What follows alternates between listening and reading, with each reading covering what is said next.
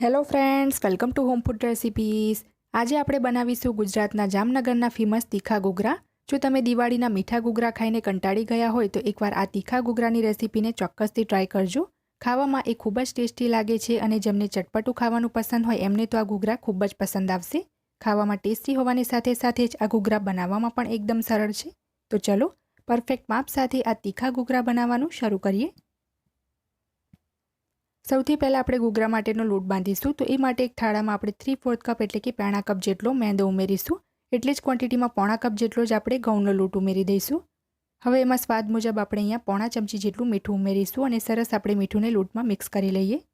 Traditionally આ જે ગોગરા છે મેદામાંથી જ બને છે, પણ આને થોડો હેલ્ધી રાખવા માટે અહીંયા મેં થોડો ઘઉંનો લોટ પણ એડ કર્યો છે। મોણ માટે એમાં આપણે 2 ટેબલસ્પૂન તેલ ઉમેરીશું। હવે તેલને આપણે લોટમાં સરસ મિક્સ કરી લેવાનું છે। તેલ આપણે લોટમાં મુઠ્ઠી વડે એટલું એડ કરવાનું છે। તો એને સરસ મિક્સ કરીને મુઠ્ઠી વાળીને જોઈ લઈએ। તો તમે જોઈ શકો છો મુઠ્ઠી અહીંયા પ્રોપર બંધાતી નથી અને વિખેરાઈ જાય છે। તો 1/2 ટેબલસ્પૂન તેલ મેં આમાં બીજું એડ કર્યું છે। ફરીથી આપણે તેલને મિક્સ કરીને ફરીથી એમાં મુઠ્ઠી વાળીને જોઈ લઈએ। તો હવે તમે જોઈ શકો છો મુઠ્ઠી અહીંયા એકદમ પરફેક્ટ બંધાઈ ગઈ છે। તો થોડું થોડું કરીને આપણે એમાં હવે પાણી ઉમેરીશું અને મીડિયમ કઠણ લોટ બાંધી લઈશું। લોટ જે છે પોચો બિલકુલ પણ ના બાંધવો, નહીં તો ગોગરા જે છે ક્રિસ્પી નહીં બને। તો થોડું થોડું કરીને જ પાણી ઉમેરીશું અને મીડિયમ કઠણ લોટ બાંધીશું। તમે ચાહો તો ફક્ત એકલો 1/2 કપ જેટલો ઘઉંનો લોટ કે ફક્ત એકલો 1/2 કપ જેટલો મેંદો પણ લઈ શકો છો। અહીંયા મેં બંને અડધું અડધું લીધું હતું। તો લોટને સરસ બાંધ્યા પછી મેં એને મસળી પણ લીધો છે અને હવે એને ઢાંકીને 15-20 મિનિટનો રેસ્ટ આપી દઈએ। હવે આપણે ગોગરાનું સ્ટફિંગ બનાવવા માટે એક બાઉલમાં 3 મીડિયમ સાઇઝના બાફેલા બટાકાનો માવો ઉમેરીશું। ગ્રામમાં 260 ગ્રામ બટાકા લઈને અને બાફીને છોલીને મેં છીણી લીધા હતા। અડધો કપ જેટલા આપણે એમાં બાફેલા લીલા વટાણા ઉમેરીશું। 2 ટેબલસ્પૂન જેટલું આપણે 2 મોટી ચમચી જેટલા ઝીણા સમારેલા લીલા ધાણા ઉમેરીશું। 1 ટેબલસ્પૂન એટલે કે 1 મોટી ચમચી આપણે આદુ લસણ અને લીલા મરચાંની પેસ્ટ ઉમેરીશું। હવે આપણે એમાં 1 ચમચી જેટલું ધાણા જીરું પાવડર ઉમેરીશું। 1/4 ટીસ્પૂન એટલે કે 5 ચમચી હળદર ઉમેરીશું। 1 ચમચી આપણે એમાં ગરમ મસાલો ઉમેરીશું। સ્વાદ મુજબ એમાં આપણે મીઠું ઉમેરી દઈશું અને આ બધી જ વસ્તુને મિક્સ કરી લઈએ। જો મીઠું મરચું આમાં ઓછું લાગે તો તમે ચાખીને એડ કરી શકો છો। તો આ આપણું સ્ટફિંગ માટેનું મિશ્રણ બનીને તૈયાર છે। હવે આપણે લસણ અને લાલ મરચાંની તીખી ચટણી બનાવીશું। એ માટે એક નાના મિક્સર જારમાં પલાળેલા લાલ મરચાં ઉમેરીશું। અહીંયા મેં 5 સૂકા લાલ મરચાં અને 4 કાશ્મીરી લાલ મરચાં લઈને ગરમ પાણીમાં અડધો કલાક પલાળી રાખ્યા હતા, જેથી મરચાં સરસ ફૂલી જાય। તો આ રીતે પાણી નિતારીને આપણે મરચાંને મિક્સર જારમાં એડ કરીશું। 15 થી 17 આપણે લસણની કળી ઉમેરીશું। અડધી ચમચી આપણે એમાં વિનેગર ઉમેરીશું। અહીંયા મેં જે વ્હાઇટ વિનેગર આવે છે, જે આપણે ચાઇનીઝમાં યુઝ કરીએ છીએ, એ લીધું છે। એનાથી ટેસ્ટ સરસ આવે છે। સ્વાદ મુજબ મીઠું ઉમેરીશું અને 1/4 કપ એટલે કે 1/2 કપ પાણી ઉમેરીને સરસ પીસી લઈએ। તો અહીંયા તમે જોઈ શકો છો આપણી લાલ મરચાંની તીખી ચટણી બનીને તૈયાર છે। આ રીતે એકદમ બારીક પીસવાની છે। હવે એને આપણે એક બાઉલમાં કાઢી લઈએ। જો તમે થોડા કાશ્મીરી લાલ મરચાં પણ એડ કરશો તો ચટણીનો કલર તો આ રીતે સરસ આવશે જ અને ચટણી વધારે તીખી પણ નહીં લાગે। તો મિક્સર જારમાં જ 1-2 ટેબલસ્પૂન પાણી ઉમેરીને એને પણ બરાબર મિક્સ કરીને આપણે બાઉલમાં લઈ લઈએ। ચટણીની જે કન્સિસ્ટન્સી છે એ થોડી મીડિયમ પતલી જ આ રીતે રાખીશું। હવે આપણે જે લોટ બાંધ્યો હતો એને પણ સરસ રેસ્ટ મળી ગયો છે 15-20 મિનિટ પછી। તો એકવાર એને પણ આપણે સરસ મસળી લઈએ અને આ લોટમાંથી આપણે જે રોટલી બનાવતી વખતે રોજ મોટી સાઇઝના લુવા તોડીએ છીએ એવા મોટા લુવા તોડીને તૈયાર કરવાના છે, કારણ કે આ ગોગરા મોટી સાઇઝના જ હોય છે। તો આ જ રીતે આપણે બધા જ લુવા બનાવીને તૈયાર કરી લેવાના છે। હવે એક પાટલીની ઉપર લુવો મૂકીશું, જેને મેં થોડા સૂકા મેદામાં કોટ કરી લીધો છે અને એબલોંગ શેપમાં આપણે એને વણી લેવાનું છે। મીડિયમ પતલું જ વણીશું, એકદમ વધારે જાડી પણ નહીં, એકદમ વધારે પતલી પણ નહીં વણીએ। તો અહીંયા મેં મીડિયમ પતલી રોટલી વણીને આ રીતે તૈયાર કરી લીધી છે।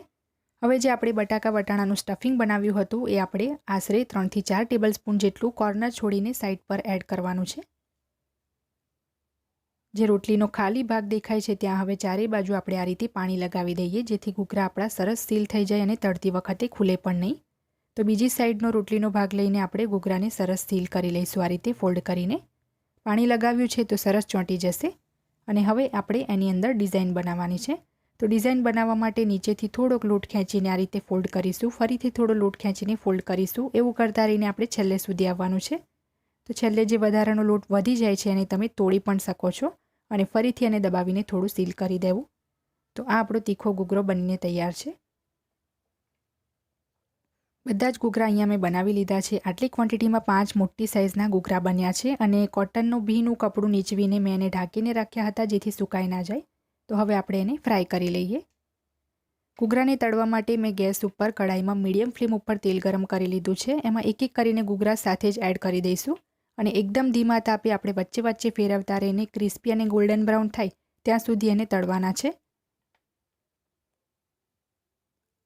ટોટલ 14 થી 15 મિનિટ ફ્રાય કર્યા પછી તમે જોઈ શકો છો આપણા ઘૂઘરા એકદમ સરસ ક્રિસ્પી અને ગોલ્ડન બ્રાઉન થઈ ગયા છે. તો આપણે ઝારાથી એને એક ટિશ્યુ પેપર પર બહાર કાઢી લઈએ. એકદમ ધીમા તાપે ફ્રાય કરવાના છે એટલે 15 મિનિટનો સમય આરામથી લાગી જાય છે. તો બધા જ ઘૂઘરા આપણે આ જ રીતે બહાર કાઢી લઈએ અને વચ્ચે વચ્ચે ઝારાથી ફેરવતા રહીને એને ફ્રાય કરવાના છે જેથી બધી બાજુથી ઇવનલી ફ્રાય થાય. તો ઘૂઘરા એકદમ ક્રિસ્પી બન્યા છે, તમે જોઈ શકો છો. હવે આ ઘૂઘરાને આપણે એક પ્લેટમાં લઈ લઈએ. તો અહીંયા મેં એકસાથે 3 ઘૂઘરા લીધા છે અને એની અંદર આપણે આંગળીથી આ રીતે ખાડા જેવું બનાવી લઈએ કારણ કે એની અંદર આપણે ચટણી એડ કરવાની છે. તો હવે બધા જ ઘૂઘરાની અંદર આપણે ખજૂર આંબલીની ખાટી મીઠી ચટણી એડ કરીશું. હવે આપણે એની અંદર થોડી થોડી ગ્રીન તીખી ચટણી એડ કરીશું. બધી જ ચટણીઓની રેસીપી મેં પહેલાં જ ચેનલ પર શેર કરેલી છે. ડિસ્ક્રિપ્શન બોક્સમાં બધાની હું લિંક પણ આપી દઈશ જેથી તમે જોઈ શકો. જે આપણે લસણ મરચાંની તીખી ચટણી બનાવી હતી લાલ, એ પણ એડ કરીશું. થોડાક આપણે ઝીણા સમારેલા કાંદા અને થોડી થોડી મસાલા સિંગ એડ કરીશું. હવે આપણે થોડીક બારીક નાયલોન સેવ એડ કરી દઈશું. નાયલોન સેવની ઉપર આપણે ફરીથી થોડી થોડી જે ત્રણેય ચટણી છે એ એડ કરવાની છે. ચટણી તમારે ઘૂઘરા ખાતી વખતે જો ઓછી લાગે તો તમે તમારા ટેસ્ટ અકોર્ડિંગ એડ કરી શકો છો. ફરીથી થોડીક આપણે બારીક સેવ એડ કરીશું અને છેલ્લે આપણે લીલા ધાણા એડ કરીને એને ગાર્નિશ કરી લઈશું. તો આ આપણું ખાટું મીઠું ચટપટું તીખા ઘૂઘરા બનીને તૈયાર છે. જો તમને મારી આજની આ રેસીપી પસંદ આવી હોય તો મારા વિડીયોને લાઇક કરી, શેર કરી, ચેનલને સબસ્ક્રાઇબ જરૂરથી કરજો. પાસે આવેલા બેલ આઇકનને પણ દબાવજો જેથી તમને મારા દરેક નવા વિડીયોની નોટિફિકેશન મળતી રહે. અને જો તમારે મારી આ જ રેસીપી હિન્દીમાં જોવી હોય તો મારી હિન્દી ચેનલ ઉપર જઈને જોઈ શકો છો, જેની લિંક મેં વિડીયોની નીચે ડિસ્ક્રિપ્શન બોક્સમાં આપી છે. તો મળીએ નેક્સ્ટ વિડીયોમાં. ત્યાં સુધી આવજો.